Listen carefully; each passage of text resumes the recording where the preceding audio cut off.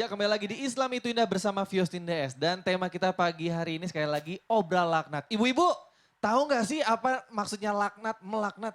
Pernah nggak ibu melaknat? Contoh, melaknat tuh kayak gini ya Pak Ustadz. Tolong diperbaiki kalau salah.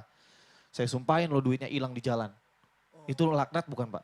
Termasuk laknat. Itu termasuk laknat. Ibu pernah nggak begitu Bu, nyumpahin? Lagi emosi, kelepasan. Pernah nggak Bu? Nah, kira-kira apa sih yang dimaksud dengan melaknat dalam pandangan Islam? Dan kira-kira boleh nggak sih kita melaknat akan dijelaskan oleh Ustadz Maulana. Silakan Pak Ustadz. Jamaah! Jamaah! Alhamdulillah. Membicarakan tentang laknat, melaknat. Orang muslim, orang beriman tidak boleh ada kata laknat di dalam mulutnya. Karena laknat itu mengandung dua unsur, ada celahan dan ada memutuskan rahmat Allah padanya. Sementara kita tidak boleh ada kata, dua kata tersebut mencela orang. Laknat itu sekata tapi mengandung dua unsur. Ini parah loh ini. Mencela aja dilarang. Apalagi memutuskan rahmat Allah padanya. Ingat hati-hati, melaknat itu haram. Bahkan melaknat orang yang bukan muslim yang masih hidup pun tidak boleh. Ini non muslim pun tidak boleh dilaknat. Karena bisa jadi nanti di akhir ayatnya masuk Islam. Siapa yang menyangka kalau dia dapat hidayah? Jadi hati-hati, jangan terlalu membenci orang sampai melaknat orang. Apalagi melaknat orang beriman. Ketika engkau melaknat orang yang beriman, orang muslim, sama saja engkau membunuh dia. Sama saja kau membunuh dia. Ingat ya, mohon maaf, astagfirullahaladzim. Orang muslim itu menjadi penyelamat buat yang lain. Ibu, mencaci, menghina, memaki, kata-kata kotor, kata-kata umpat. Ini bahaya karena orang tidak tahu siapa dia, apa isinya, tapi akan kelihatan, ketahuan isinya ketika sudah keluar kata-kata itu. Teko itu kita tidak tahu apakah kopi atau susu atau teh, isinya itu kok teko, tapi nanti ketika dia keluar, dituang, keluar baru ketahuan, oh isinya kopi toh. Isinya air putih. Kalau begitu lebih baik banyak diam aja. Ingat ketika sudah keluar dari mulut itu sudah tercatat. Jadi makna ini kalau mau mengetahui apa makna, apa arti di balik laknat, melaknat adalah ucapan sekalimat tapi mengandung dua unsur. Dua unsur, ada cacian dan ada pemutusan dari rahmat Allah. Sementara harusnya kita senantiasa mendoakan orang untuk mendapatkan rahmat kasih sayang Allah. Mudah-mudahan dia diampuni, mudah-mudahan dia selamat. Sekalipun kita marah sama orang, jangan sampai ada ucapan laknat keluar dari mulut kita. Mudah-mudahan dia dapat hidayah. Itu ibu, kalau ibu dicuri uangnya mau melaknat gak sama pencuri? Jangan. Mudah-mudahan orang itu bisa bermanfaat harta yang diambil dari saya. Mungkin dia kasihan lagi butuh. Digituin aja Bu. Dan insya Allah kalau memang itu rezekiku akan kembali. Itu jauh lebih baik. Dan kalau memang tidak kembali Allah akan gantikan lebih banyak daripada itu. Lebih baik ketika kita marah unsur doa yang keluar. Bukankah orang yang terzalimi itu dikabulkan doanya? Berarti ketika orang melaknat, menghilangkan kesempatan dia untuk mendapatkan doa-doa yang diijabah oleh Allah. Bukankah doa yang diijabah itu ada 3 doa, orang yang musafir, doa orang yang teraniaya, dan doa orang tua. Ini luar biasa loh kalau kita bisa mendapatkan kemuliaan dari mulut-mulut kita. Karena mulut itu akan menjadi mulia jika kalau keluar kata-kata yang mulia dari mulut itu. Tapi kalau kapan keluar itu dari sesuatu yang tidak bagus, mencela, mencaci, membenci, apalagi melaknat, itu kan jelek istilahnya. Bagaimana bisa dikatakan orang beriman kalau dia tidak bisa memberikan keamanan? Jamaah, tolong kepada siapapun hindarkan diri dari dosa melaknat. Kata-kata laknat hati-hati. Bisa jadi kembali kata-kata itu kembali padamu. Karena ketika engkau melaknat orang, apalagi orang muslim dikatakan kafir. Padahal dia bukan kafir. Orang kafir pun sebenarnya kan ada 2. Ada kafir yang menyerang dan ada kafir yang kerjasama. Bahkan ada kafir yang minta perlindungan.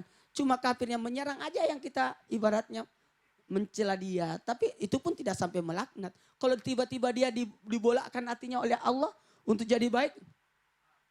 Alhamdulillah. Salahuddin Ayyubi luar biasa. Sakit musuhnya dia datengin. Luar biasa. Iya. Pak Ustadz.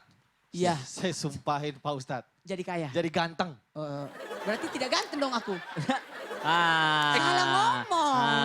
Ya. Cari contoh yang Salah. pikir kamu dulu. jadi ganteng. Berarti sekarang aku udah ganteng. Ganteng Pak Ustadz kan cowok ganteng, cakep. Diganti dong, jadi lebih Sekarang cakep, gitu. jadi lebih ganteng. Lebih ganteng. Nah coba yuk jamaah ada yang mau nanya gak sama Ustadz nih? Yuk angkat tangannya mau nanya yuk, angkat yang tinggi-tinggi.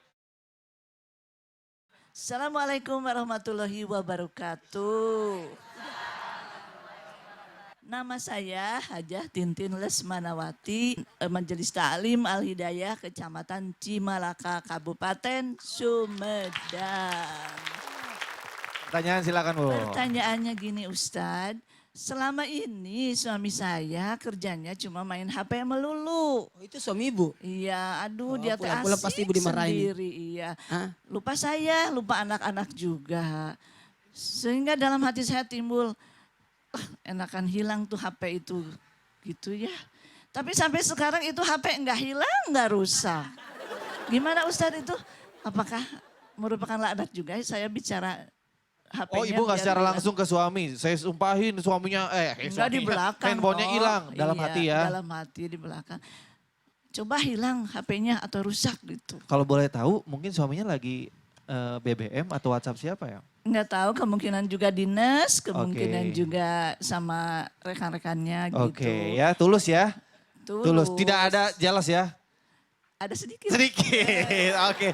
Terima kasih pertanyaannya bagus sekali. Terima kasih Ibu, silakan mungkin Pak Ustadz. Membicarakan tentang istri yang melaknat suami dengan cara yang seperti itu. Mohon maaf Bu, suami itu bahagian dari diri ibu.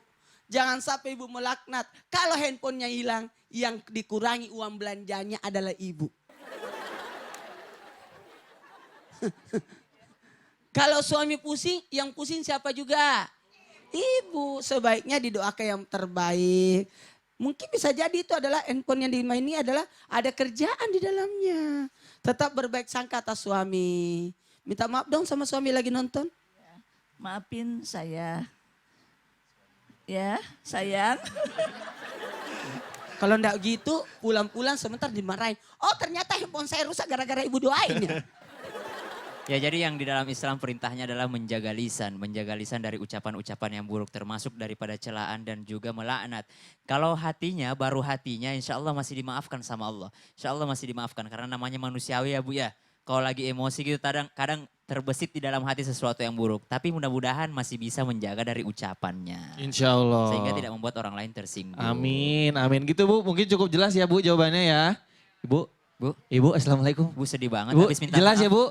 Nyesel, Insya Allah. nyesel doain jelek-jelek suami. Iya, jangan harus Nanti positive kalau ada thinking. masalah ibu juga yang sedih. Betul. Sebaiknya suami itu didoakan yang terbaik. Iya. Kalau suami lagi kerja buat yang nonton ini. Bacakan 2 ayat surah At-Taubah. Laqad ja'akum, coba. Laqad ja'akum rasulun minallah. Coba. 2 ayat. Ada yang hafal? Coba. Dia hafal lah 30 orang, 30 juz dia. Silakan. 1, siapapun. 3. Ihsan Laqad atau ja'akum. siapa? Laqad Ihsan. ja'akum rasulun min anfusikum azizun Azizun alaihi ma anittum harisun alaihi bil mu'minina raufur rahim. Fa in tawallaw faqul Qul hasbiyallahu hasbiyallahu la ilaha illa huwa alaihi tawakkaltu wa huwa rabbul rabbul arsyil arsyil azim. azim. Dibacakan 2 ayat terakhir surat Toba ketika suami lagi berangkat supaya suami selamat sampai kembali lagi. Amin. Harusnya amin. istri-istri bacakan itu bukan Betul. doakan hilang HP. Jangan didoain handphone hilang ya, mending kalau udah lunas kan handphonenya. Udah lunas tapi Bu ya. Tapi kira-kira nih humanis, soalnya tiga-tiganya panjang nih. Hanan, Manan dan juga Ihsan. Ihsan. Ya ananum ya mananu ya Ihsan. La la la la la la. Ini hanya dilanjutin. Kira-kira gimana ceritanya sih sampai akhirnya bisa jadi seorang hafiz? Disuruh abah atau keinginan kalian sendiri? Gambreng dulu. Gambreng dulu jamnya. Oke siap kompak nih ya silakan. Sebenarnya kalau dari kecil orang tua sudah mendidik kita biar baca Quran, biasa dengan Quran gitu ya. Kalau dari orang tua memang menginginkan kita agar lebih dekat dengan Quran. Cuma kadang kitanya sendiri yang suka kemana-mana gitu ya, suruh ngaji, waktu kecil malah main gitu kan. Wajar lah ya. Wajar. anak-anak, Iya. Bahkan gitu dulu ya. waktu kecil cita-cita mana apa mananya? Cita-cita, nah benar. Iya. Manan mau apa jadi apa? Nggak barengan sih, jangan mana Iya, aja. iya. Satu-satu Ya cita-cita. Allah, Jadi kalau kita, hilang satu ini PR ya. jadi nggak waktu tahu. kecil kita punya cita-cita pengen jadi pemain sepak bola internasional gitu. Oh. Wih. Akhirnya Bahkan pernah kita penonton bola internasional. pemain. Bahkan kita pernah diam-diam mengikuti seleksi timnas U13 waktu itu. Maksudnya diam-diam? Diam-diam Lomba. Nggak, orang iya tua. maksudnya diam-diam tuh berarti nggak bilang sama abah. Iya. Wah, Cuman karena ridho Allah adalah ridho orang tua. Kalaupun orang tua tidak ridho maka tidak akan pernah tercapai. Makanya setiap kita mau ada perlombaan, mau ada seleksi, ada aja halangannya ada aja ya. Bah, emang nggak boleh jadi pemain sepak bola? Atau waktu itu karena mereka nggak bilang aja? Sebenarnya bukan nggak boleh sih, boleh tapi jangan jadikan cita-cita, cukup hobi saja. Iya, alhamdulillah. Cukup sekarang hobi gitu ya. aja gitu. Jadi cita-citanya yang benar adalah Sekarang? Sekarang pengen jadi pengusaha yang sukses dunia akhir bermanfaat. untuk Amin, umat. mantap. Amin. Ihsan? Saya mungkin agak beda ya. Cita-cita saya pengen jadi pengusaha yang hafal Quran gitu. Ikut perusahaan kakak. Wih, pengusaha hafal Quran. Kalau Manan? Beda ya? Beda juga. Apa? Manan apa? apa bedanya? Pengen jadi pengusaha yang bermanfaat untuk umat. Soleh. Perasaan salah. Satu perusahaan. Boleh dong berarti. tepuk tangan sekali lagi buat Humanis. Terima kasih ya. Kalau tidak sama bukan kembar ya? Iya benar. Kalau Pak Ustadz sekarang cita-citanya? Aku dari dulu ditanya, Uh-uh. cita-cita jadi apa? Jadi guru. Kan udah. Oh iya makanya guru. Udah Kalau ditanya setua ini masih mau ditanya mau jadi apa? Ustadz Syam cita-cita apa? Dulu kalau ditanya pengen jadi dokter. Sekarang? Sekarang pasien. Jadi pasien. Ya udah nanti kita akan lanjutkan dengan tausiah dari Ustadz Maulana juga. Dan biasanya nih kalau kita bagi-bagi rezeki buat penelpon di rumah, kali ini kita akan bagi-bagi berkahnya buat ibu-ibu di studio. Mau hadiah nggak? Makanya jangan kemana-mana, tetap di Islam Itu Indah bersama Fiostin Des. Jamaah! Oh jamaah! Alhamdulillah. Nah, makanya ketika kita bertemu dengan orang-orang seperti ini, Bu, kita harus lebih berhati-hati. Iya. Kenapa? Karena orang-orang seperti ini, mau kita kasih penjelasan bagaimanapun, mau kita kasih nasihat bagaimanapun, mereka tidak akan pernah terima.